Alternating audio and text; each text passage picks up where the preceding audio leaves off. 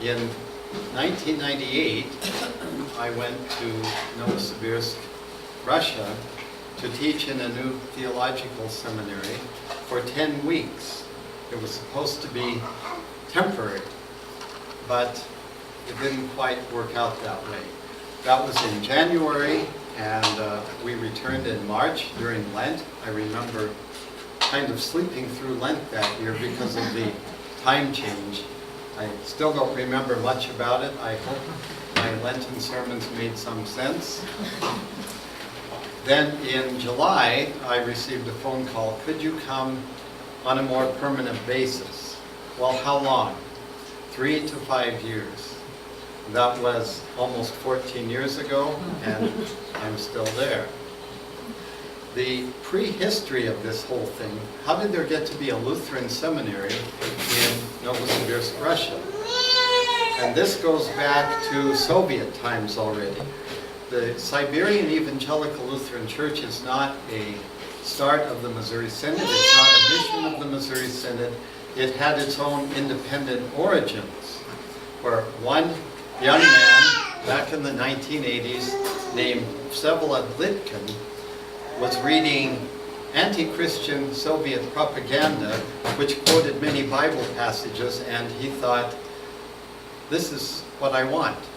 So he traveled to Estonia and asked the Estonian Lutheran Church there to catechize and baptize him. And they were skeptical at first, thinking he might be some sort of Russian spy, but eventually they relented. They instructed him, baptized him, sent him home. He suffered some persecution because of his newfound Christian faith. Then after the end of the Soviet Union, he began to go to the university in Novosibirsk.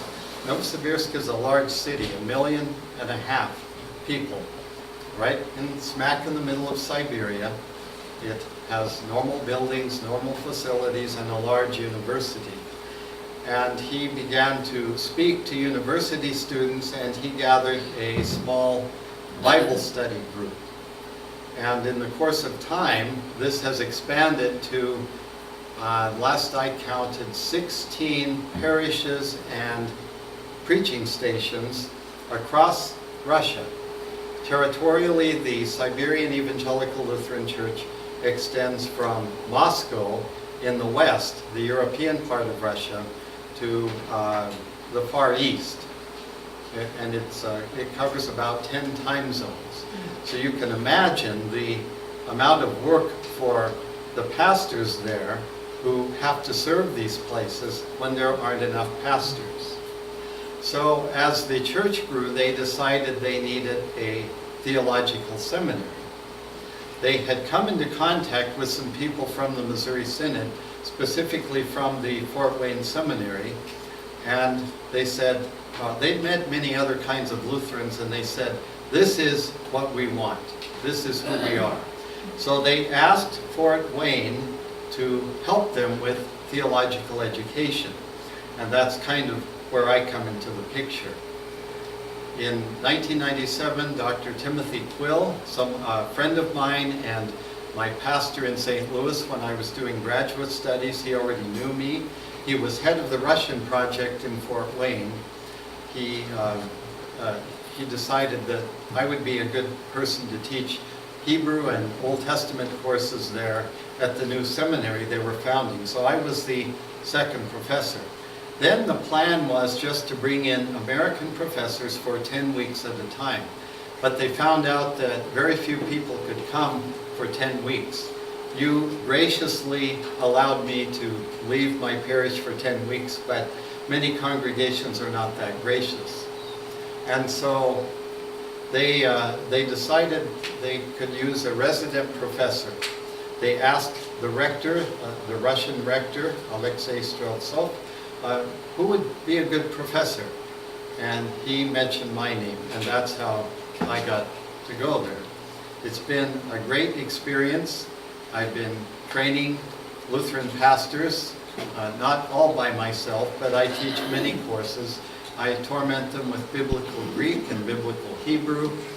I teach them various courses on the Old and New Testament, also some theological courses, a few other courses. Since I'm a musician, I teach the course on hymnology. I love it. I teach a lot of different courses. That gives me some versatility. It's worked out great. We're a small seminary. We have usually 5 to 6 students at a time. Sometimes our classes start out larger, but because we are uncompromising with our theological instruction, we sometimes lose some for various reasons. But the pastors we have turned out and are turning out are quality men, and that's something Russia really needs. So my main task is training pastors, but I do some other things. I do some work in the church. I've taught quite a number of courses on the catechism to lay people, and some other courses to lay people. Our seminary tries to be involved in teaching the lay people too about theology, about Christian doctrine, about the Bible. Well, I'm going to go through a few slides here. Some illustrate my work, some just illustrate the situation in Russia. This is obviously a world map. You don't see this side too often, do you? For some strange reason, every time we have a map of the globe, it always has North and South America. Well, this is the other side. And that tells you why I suffer jet lag every time I make this trip. A lot of hours. It's exactly 12 hours from here.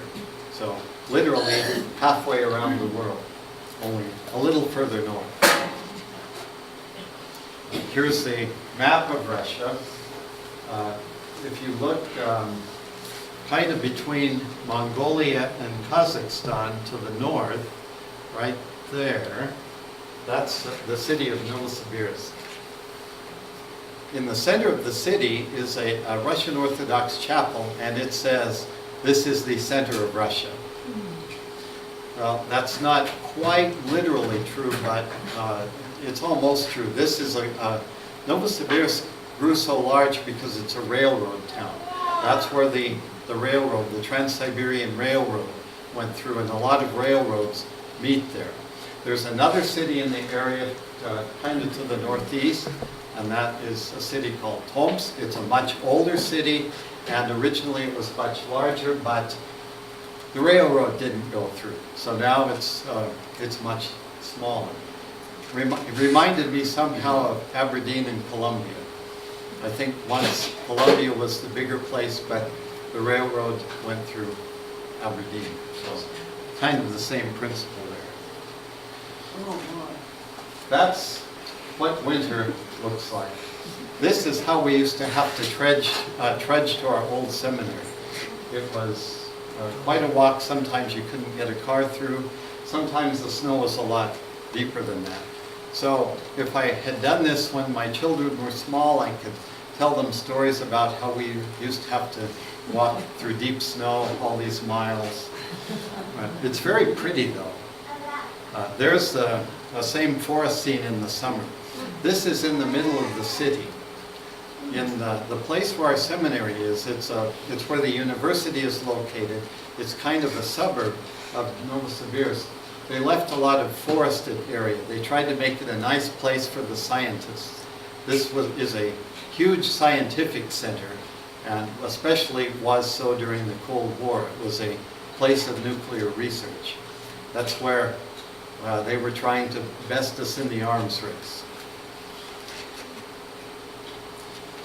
This is what the sky looks like about twice a year when they burn all the leaves and the trash.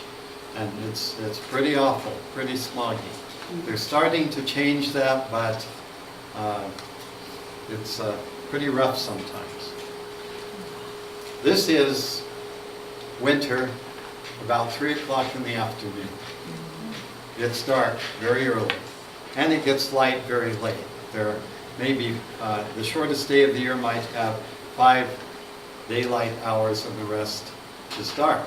Of course, if you go to St. Petersburg, which is further north, it's completely dark, And in the summer, you have what they call the white nights, where it never gets dark. There is Patricia and me the first time we were there in '98 with our first group of students. There's us walking to the seminary again. Looks very cold, and it was. But you know, there's not as much snow there as there is here. It does get so cold that it just doesn't snow.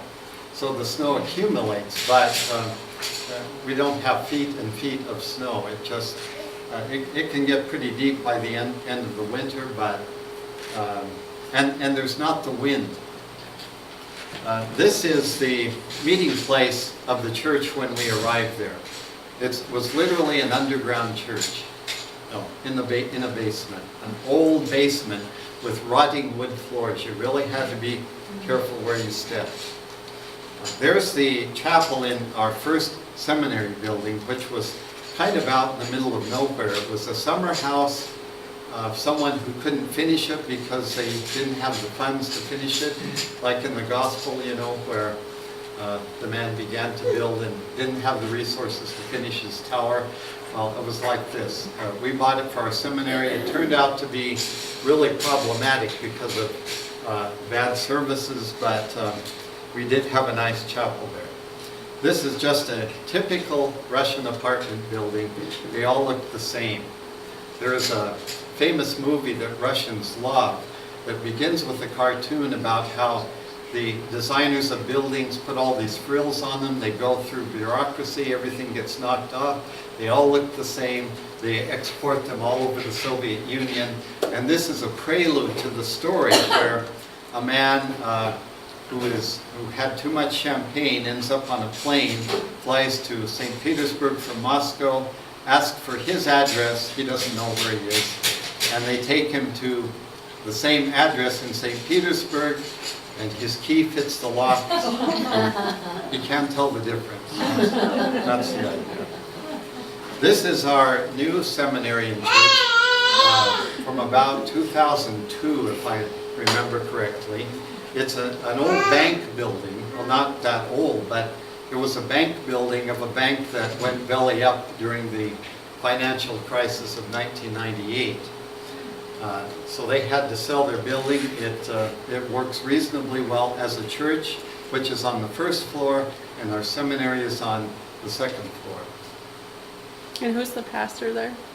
The pastor at the church? That's hard to say because now we have a bishop.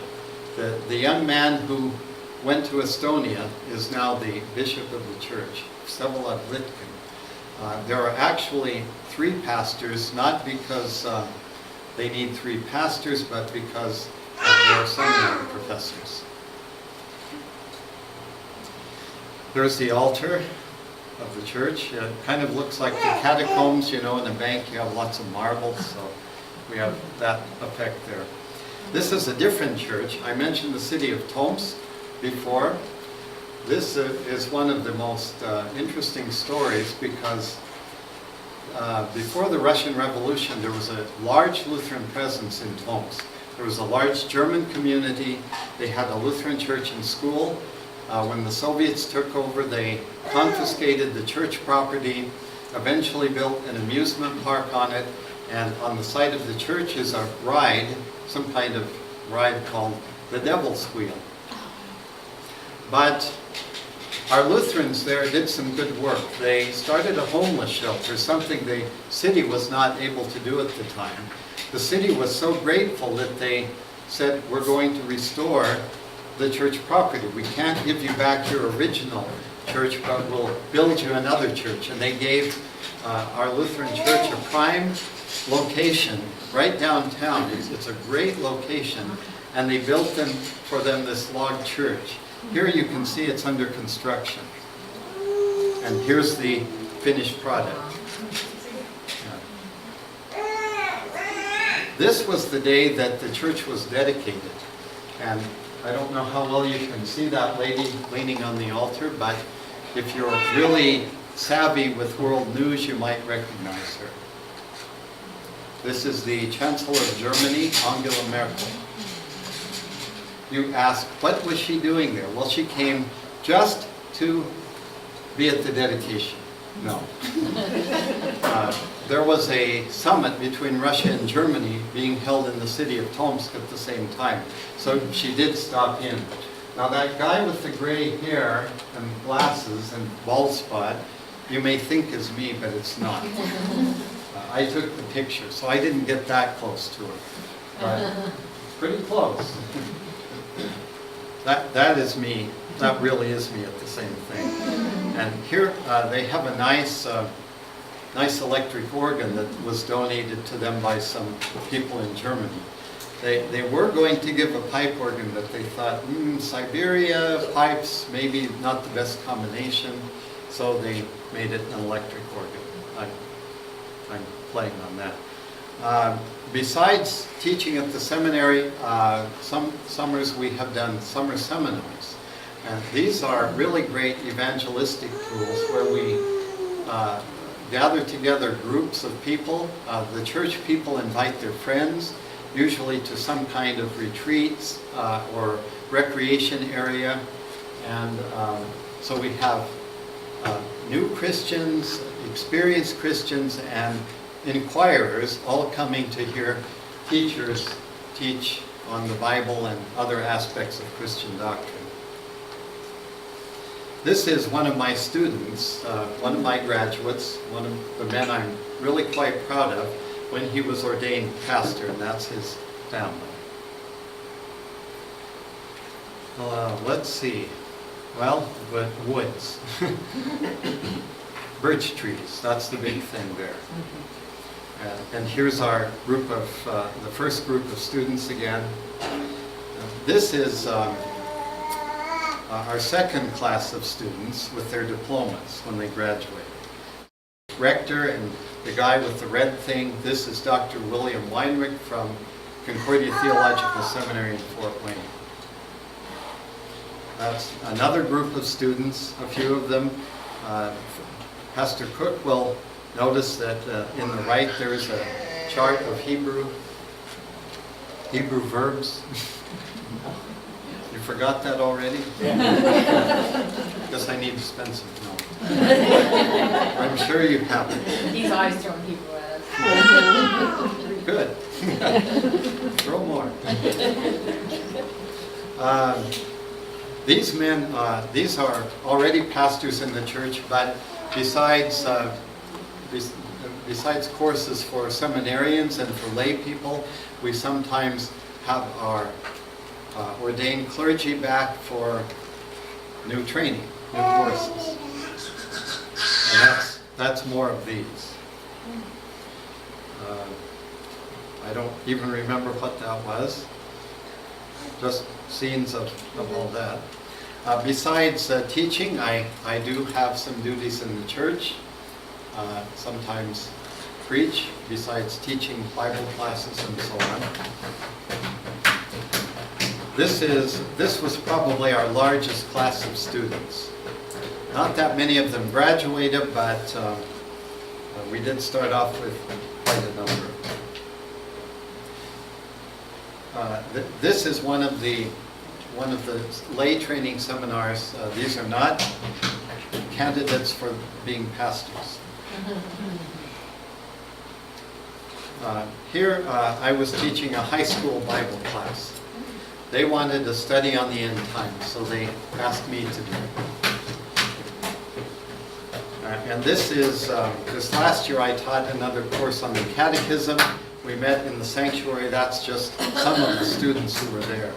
I really enjoyed that because we had everything. We had people who were just inquiring, wanting to know more about the Christian faith, and we had new Christians.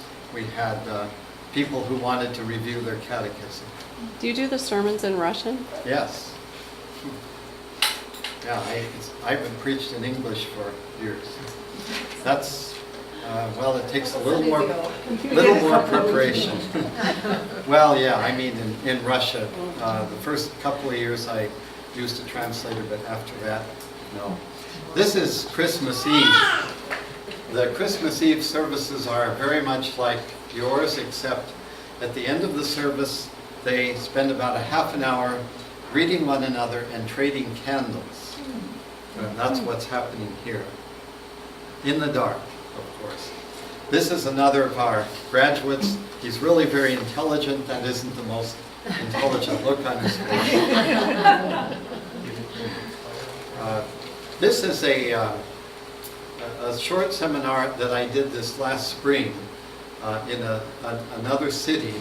They wanted to know about the charismatic movement because many of them are former Pentecostals and some of them have spouses that are Pentecostals.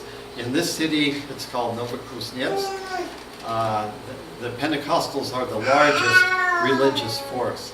So they wanted some biblical instruction on how to deal with all that. More Christmas Eve, trading of candles. This is the bishop. I bet you can't tell which one is the bishop. And to the far left, one of our students who serves as pretty much acolyte, and the man to his right, you notice his stole is turned a different way. He's an ordained deacon. And the bishop then there's myself, and then our rector of our seminary, and the man on the far right is also one of our graduates. And he is now teaching courses in the seminary. He has begun his theological studies in Fort Wayne, and he will soon have an advanced degree from there. Again, if Pastor Cook were watching, he would see that some student is struggling not with Hebrew, but with Greek. Yeah, he's writing Greek on the board. I get to teach Russian speakers Greek and Hebrew. Can you imagine how fun that might be? Because I have to take into account that they learn these languages differently from Americans, because their language coincides and disjuncts with Greek and Hebrew at different points than ours. They have different problems in learning these languages. I've taught them enough times, I've pretty much learned where all the pitfalls are. This was the time that the church building was dedicated. These strange-looking stoles are from the Estonian church. For quite some time, our parish in Novosibirsk was a daughter of the Estonian Lutheran Church, but now it is an independent Lutheran church in full fellowship with the Lutheran Church Missouri Synod. Another seminar, another something, I don't know what it was. Here's a group shot of some of the congregation. If you really were to look at those, you would see that it's a pretty young congregation.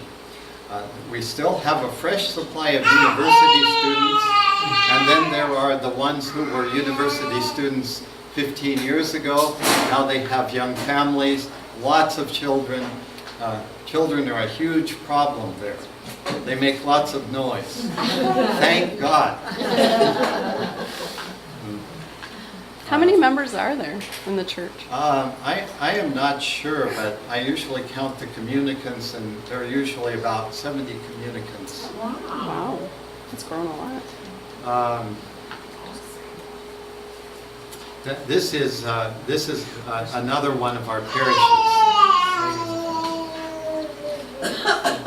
More church scenes. Here's one of my favorites. Would you fly on this plane? This is the only plane I've ever been on that had self-service luggage. Yeah, really, we had to load our own luggage. You can see somebody doing just that. Is that me?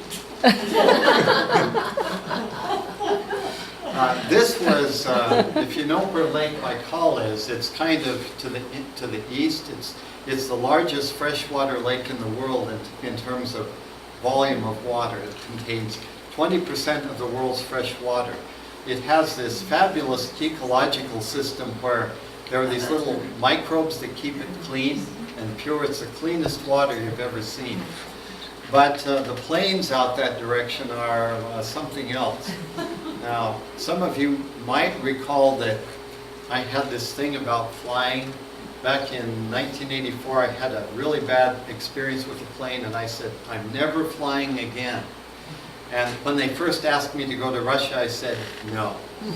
One of the reasons was, I'm not flying anywhere. Now I do it all the time, and I even have flown on things like this. It shows you what the Lord is able to accomplish. Here's the range of our parish, or not our parish, but the church. It goes from Moscow to the Far East, 10 time zones. And we still don't have enough pastors to serve every place all the time. So there are still people who have to do a lot of travel. Well, this brings us to last summer. This is a different scene entirely. That is me in St. Louis. I had to go through new missionary training. This is because I was sent by the Fort Wayne Seminary, but as of last July, my call was taken up by LCMS World Mission. So now I am under the auspices of LCMS World Mission. When they said, you have to go through new missionary training, I said, I think I've been doing this long enough, I know a little something. But they knew something I didn't know. Most of this training was how to deal with all the bureaucracy in St. Louis. Yeah. And that is now a big part of my task. This is what was going on in St. Louis there. And this is the man who is, he's not the head of Lutheran World Mission, then he was acting director. And here's our installation service at the International Center. Well, where this is President Harrison, who is distributing the body and blood of Christ. And me and some others singing one of the hymns. That's the group of new missionaries. Some of them really are new. Well, here's my page on the Synodical Mission website. The big thing that has changed, as you all know, is Fort Wayne just paid me a salary. Now, Lutheran World, LCMS World Mission also pays a salary, but they say you have to raise the support. So that's one reason I'm speaking at churches, because there is a lot of support to be raised. I'm trying to build a base of regular supporters. I started a blog this last year. You can go to that. Actually, we have some materials here that have the address if you work with the internet at all. And I have a web page. This is my monthly newsletter. I meant to ask Patricia to pass a sheet around, so if you wanted to sign up to be notified of the monthly newsletter, I know that some of you get it, but if you want to be on the list, just give me your email address and we can do that. Shouldn't you mention who does that lovely layout and Yes, everything? the lovely, I always do. I always do. Patricia does the layout. I'd be lost without this. And this is the amount that they want me to raise every year. And this is some of the breakdown of where all that goes. It's my salary and benefits, but also covers the cost of travel, housing, language study, all kinds of other expenses that one incurs overseas that one does not incur in the U.S., working in the U.S. This is just a possible way that all this can happen. In my dreams, if I find 83 supporters who will give $100 a month, that covers the whole thing. Or double that, giving $50, or quadruple that, giving 25, or more, giving 20, so on. But any gifts are helpful. Anything is great. And as I've said everywhere else, support your local church first, because the missions cannot go on if the parishes of the Missouri Synod are not financially healthy as well as spiritually healthy. This is simply to emphasize that I have to raise 100% of my own support, but 100% of that which is given and designated goes to my work. A lot of people ask how much of it is overhead, how much of it goes for bureaucracy. Nothing. I do just want to close with this. From St. Paul's Epistle to the Romans, the 10th chapter, Paul asks a series of questions.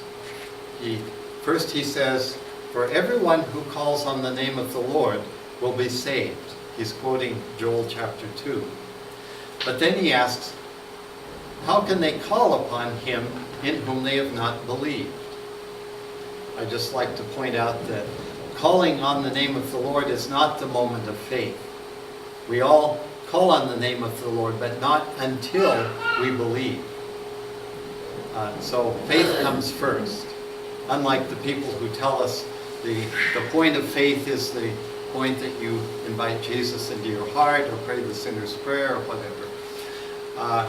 Paul says, how can they call upon him in whom they have not believed? And how can they believe him whom they've not heard?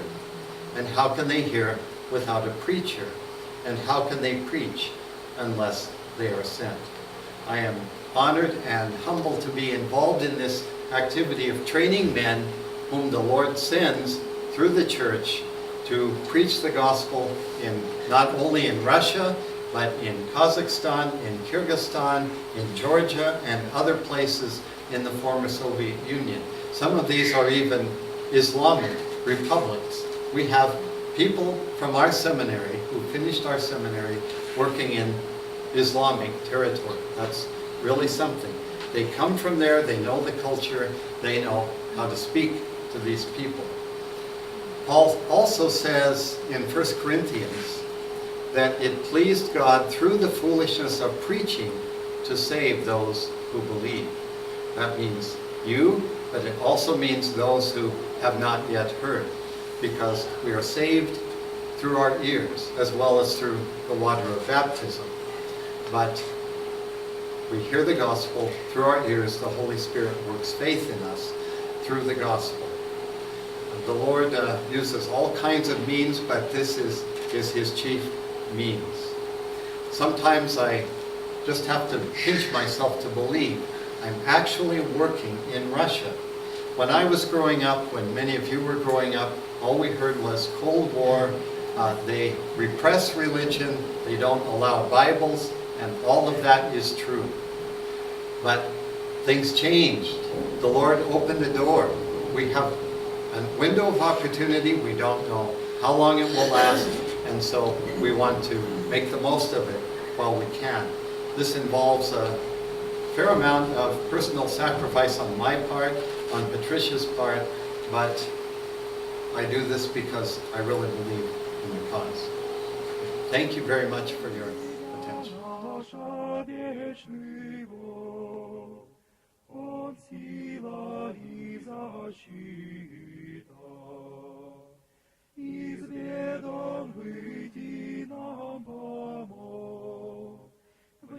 Наша жизнь сокрыта, наш древний враг не спит, нам гибелью грозит, он на земле всегда живет лишь для вреда, он в мире всех страшнее.